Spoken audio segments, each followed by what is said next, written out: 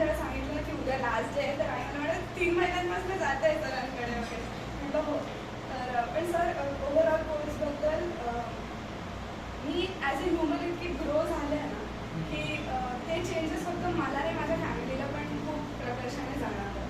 म्हणजे माझी आजी पण मला खूप वेळा सांगतात की तू आधी अशी होती पण क्लासनंतर आता तुला काही चेंज झालं आहे. सो मी खूप जास्त ॲज अ ह्युमन चेंज झाले, ॲज अ ह्युमन ग्रो झाले चेंज होण्यापेक्षा. आणि सर इतकं शिकवलं ना या कोर्सने.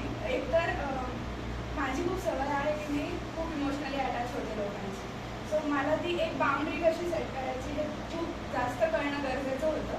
कारण ते बऱ्याच प्रकारे मला अफेक्ट करत होतं. सो ते कुठेतरी आय नो नाव की वेअर आय कॅन स्टॉप. आणि ते किती हेल्दी आहे माझ्यासाठी मेंटली फिजिकली हे मला खूप जास्त कळणं गरजेचं होतं. जे अनेक गोष्टींपैकी एक गोष्ट जी आहे ती आहे माझ्यासाठी. आणि ॲक्टिव्हिटीजचं सांगायचं झालं तर तुम्ही एक ॲक्टिव्हिटी घेतली होती आणि तुम्ही आम्हाला सांगितलं की त्यात डान्स सिंगिंग वगैरे असं काहीतरी लिहिलेलं आहे. आणि इन रिअल त्या चिटमध्ये काहीच नव्हतं. तशीच चीट माझ्या अजून पण फोनच्या कवरमध्ये आहे. म्हणजे ती ॲक्टिव्हिटी मला इतकी महत्त्वाची वाटली होती. कारण माझ्या डोक्यात खूप अझम्पशन्स असतात प्रत्येक गोष्टीबाबतीत. त्यामुळे आय गॉट टू नो की जोपर्यंत आपण खरंच एखाद्या गोष्टीच्या रूट कॉजपर्यंत जात नाही किंवा एखाद्या गोष्टी जोपर्यंत खरंच आपल्यासमोर येत नाही ना तोपर्यंत त्याच्याबद्दल विचार करून किंवा त्याचा त्रास करून घेण्यात काहीच पॉईंट नाही आहे. सो जोपर्यंत मला माहीत होतं की मला काहीतरी प्रेझेंट करायचं आहे मग मला टेन्शन आलं होतं मी कसं करू काय करू हे होतं. पण जेव्हा मला कळलं की ह्याचा मोटिव्ह काहीतरी वेगळाच आहे so I got on other perspective. आणि त्या गोष्टीचा रिमाइंडर मला राहावा म्हणून मी ते माझ्या फोनमध्ये ठेवलं आहे.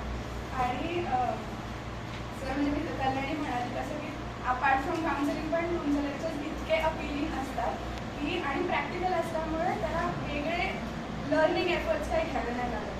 म्हणजे जे आम्ही शिकतो तेच त्या दिवशी अप्लाय होतं. त्यामुळे प्रॅक्टिकल नॉलेज जितकं महत्त्वाचं आहे तितकं खूप जास्त प्रमाणात मिळतं इथे.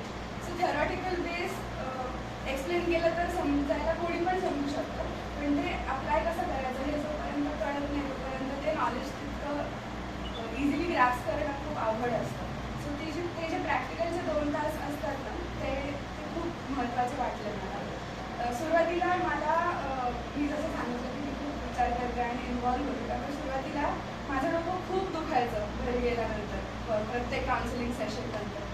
पण जसं दिवस होत गेले आणि जसं प्रॅक्टिकल सेशन्स होत गेले तसं ते डोकं दुखण्याची इंटेन्सिटी पण खूप कमी झाली.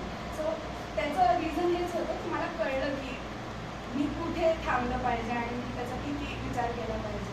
जेव्हा मला कळलं की नुसतं आत्ता एक प्रॅक्टिस म्हणून जेव्हा आपण सेशन करतो तेव्हा जर आपल्याला इतका त्रास होऊ शकतो त्याचा फिजिकली डोकं दुखण्यापर्यंत तर मी जेव्हा खरंच प्रोफेशनली करायला लागेल तेव्हा हे योग्य नाही आहे.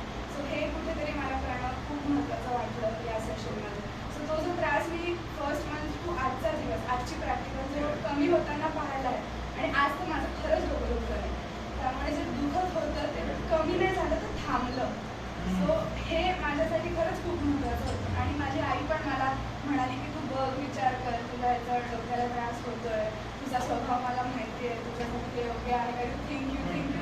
मग ह्याचा मला एक वेगळं स्ट्रेस होत होता की माझं करिअर आहे तर मी चेंज नाही करू शकत. I am not at that position ना. खूप खुशी आहे तर तो विचार करण्यासाठी. सो मला ते कुठेतरी खूप मनापासून कमी करायचं होतं आणि हॅड टू प्रूव्ह की नाही हेच माझं करिअर आहे. सो ते ओव्हर द टाईम मला मागच्या 3 महिन्यात खूप प्रकर्षाने जाणवलं. आणि दिस वॉज ओव्हरऑल कोर्स खूप छान होता. मी जास्वंदीकडनं इतकं ऐकलं होतं त्याबद्दल आणि I was really looking forward for it. आणि आता मला खरंच असं होतं की आता मी उद्यापासून 2 ते 6 काय करणार आहे म्हणजे आता क्लास नाही आहे काहीच नाही आहे. सो आता खरंच वाईट वाटतं आहे कोर्स.